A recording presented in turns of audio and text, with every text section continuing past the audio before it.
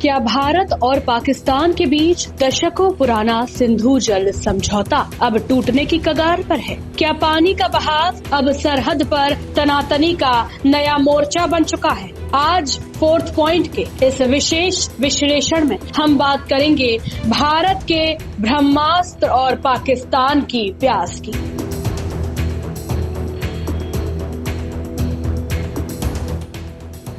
पहलगाम आतंकी हमले के बाद से दोनों मुल्कों के बीच जिस तरह की बयानबाजी चल रही है, उसने एक बार फिर उपमहाद्वीप में पानी की राजनीति को केंद्र में ला खड़ा किया है। पाकिस्तान ने एक बार फिर भारत पर आरोप लगाया है कि वह सिंधु की नदियों को सामरिक हथियार की तरह इस्तेमाल कर रहा है। पाकिस्तान की तरफ से भारत के खिलाफ तीखी बयानबाजी जारी है। पाकिस्तानी नेताओं का कहना है कि भारत पानी को एक सामरिक संसाधन मानकर नदियों पर नियंत्रण करने की कोशिश कर रहा है। हालांकि कड़वा सच ये है कि पाकिस्तान की बौखलाहट के पीछे उसका प्यास का डर है। भारत के सख्त रुख के बाद पाकिस्तान में यह खौफ साफ देखा जा सकता है कि यदि भारत ने सिंधु नदी प्रणाली का पानी वाकई रोक दिया या उसे नियंत्रित करना शुरू कर दिया तो पाकिस्तान का कृषि क्षेत्र जो पूरी तरह से इन नदियों पर निर्भर है वह बंजर हो जाएगा। क्या पाकिस्तान आने वाले दिनों में पानी की बूंद बूंद के लिए तरसेगा? यह सवाल आज हर पाकिस्तानी नागरिक के मन में है जो भारत के अगले कदम पर टिकी है। क्या है सिंधु जल समझौता?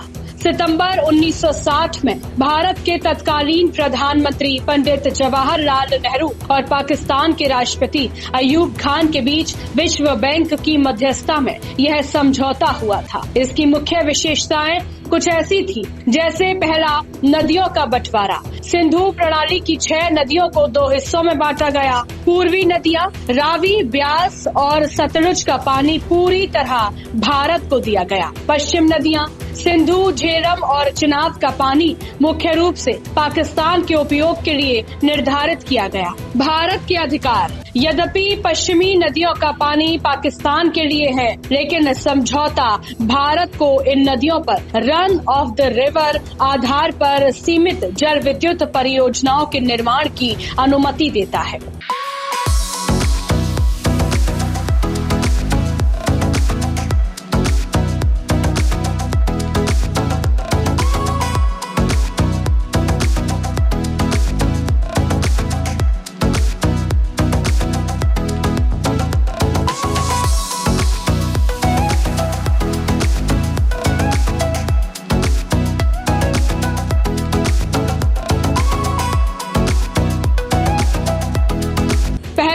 आतंकी हमले के बाद भारत का रुख स्पष्ट है। खून और पानी एक साथ नहीं बह सकते। भारत ने स्पष्ट कर दिया है कि वह आतंकवाद के खिलाफ जीरो टॉलरेंस की नीति पर कायम है। सिंधु जल समझौते के स्थगन यानी सस्पेंशन पर चर्चा ने पाकिस्तान की नींद उड़ा दी है।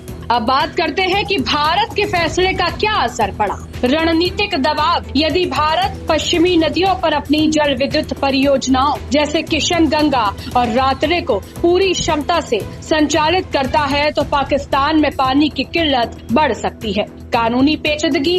भारत ने पहले ही पाकिस्तान को समझौते में बदलाव के लिए नोटिस भेजा है, क्योंकि पाकिस्तान अक्सर विवादों को सुलझाने के लिए अंतर्राष्ट्रीय मध्यस्थता की मांग करता है, जो समझौते की मूल भावना के खिलाफ है।